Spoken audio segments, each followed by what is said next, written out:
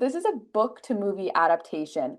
I'm wondering if both of you have a book you want to see adapted on the screen and Yes. why. Oh. The Phantom Tollbooth. Oh, No one Jester. It's my wow. favorite book from growing up, Oh, and no one has wow. done it, and I'm That's just shocking, baffled. I actually. know.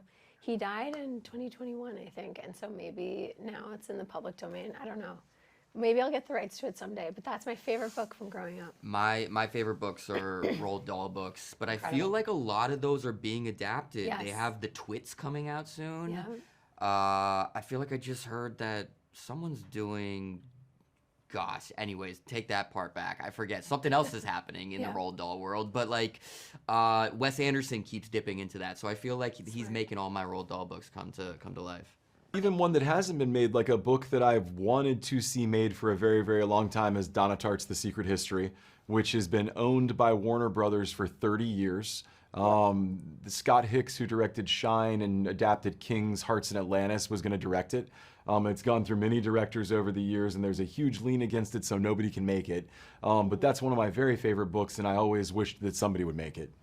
McKenna, you Hi. found out that you got the role of Measly on the set of Regretting You. How did that feel? Really scary because I didn't tell anybody that I was going out for it, even Mason, and I tell Mason everything. Like everything. And I did not tell him that I was even auditioning I knew something for was it. up, and then I knew she got something really cool. And then I asked her, I was like, "It's Hunger Games, isn't it?" And she was like, and she can't lie, so she's just like, Because I don't want to lie to you. So I'm not gonna lie to you, but you can't ask me hard questions. I knew what it was. But it was so, no, but everybody on set knew what happened, and like everybody knew that I'd gotten good news because I got it in my trailer. When so she I was just like a little squealing crying around mess. set in the morning. Well, because I was excited. I'm not saying it's a bad thing. Well, I don't even know how everybody knew, and it was so scary. And I was like, y'all are gonna lose me the job that I don't. Well, how did have. everybody know? Everybody knew. That was Well, I didn't say you. anything about Hunger Games. Well, I knew. Just because my intuition. Well, it was Honestly, scary. Did you read The Sunrise on the Reaping? I haven't. I've been Okay. asking McKenna, I was like, should I read the book or watch the movie first? So I'm still deciding. I think I might buy the book and just read the book, and then It's watch really me going good. into it. Yeah. Very, very no, good. if everybody I know who's read it says it's fantastic. It's really so, good. Yeah. But also, there's a part I'm always pro read the book first, but I'm also like, what if I just don't like tell him anything that happens? And then he just I watches know. it? That'd be kind of That's funny. why I've always asked you, and you never given me a straight answer. But So I like, feel I like don't you know, want me to whatever you watch wanna the movie. Whatever you want. Is the relationship between your two characters in this movie is especially impactful with the romance and, dealing with grief. Mm. What do you hope people take away from that? What do you hope people see on the screen and then they go home and they're like, wow. I think I think people will hopefully kind of go after what they want and not wait till it's too late. I think as I've gotten older, I do have fewer regrets in my life because I am like, hey, I want to do this. I'm going to do it. If I don't want to do this, I'm not going to do it. And so I don't look back and I'm like, oh man, I wish I made a different decision. Yeah, like send the text, say the thing, make the phone call. Nothing is guaranteed. Our two characters are so lucky that they lived long enough for their story to continue in a new way. But like, if the tragedy had taken place slightly differently, it could have gone either way. So I feel like, yeah, it's just about not taking the future for granted and making decisions like there's no tomorrow. You directed another very popular book to movie adaptation with The Fault in Our Stars, and now you've directed Regretting You. Both of these are romance stories, but really they talk about grief in our relationships and our families in a lot of ways. What draws you to these stories?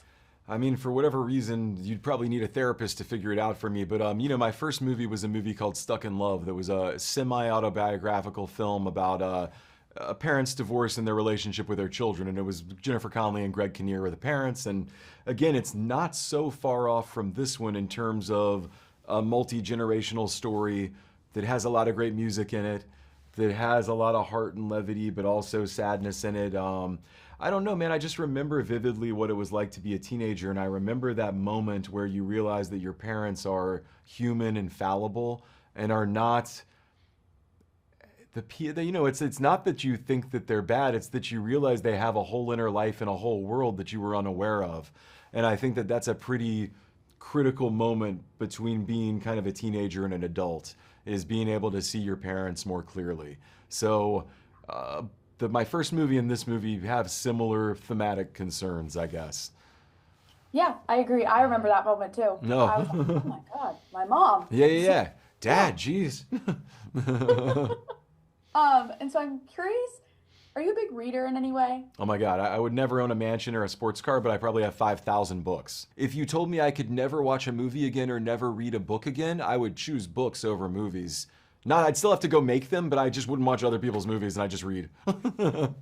And so my last question is, do you have a favorite scene that you filmed on set or Oh, like yeah. the blocking or anything?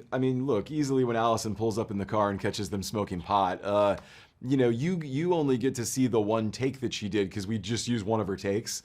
But it's like she did so many variations on that and did so many hilarious things that we'll put together in like a gag reel later, where people can actually see how funny and how much improvised things she gave us to work with. So that scene, and then again, it was the toughest scene to shoot, but it was the one that I felt the most deeply from the book, and I thought we needed to get it right the most, was the love scene between Mason and McKenna, which is it's very different than love scenes between teens and movies before. It's like, it's very messy and complicated, and it felt real, and it felt different than stuff I'd seen before. So I think we just really wanted to get that right and try to capture a bit of the awkwardness and strangeness of that scene in the book.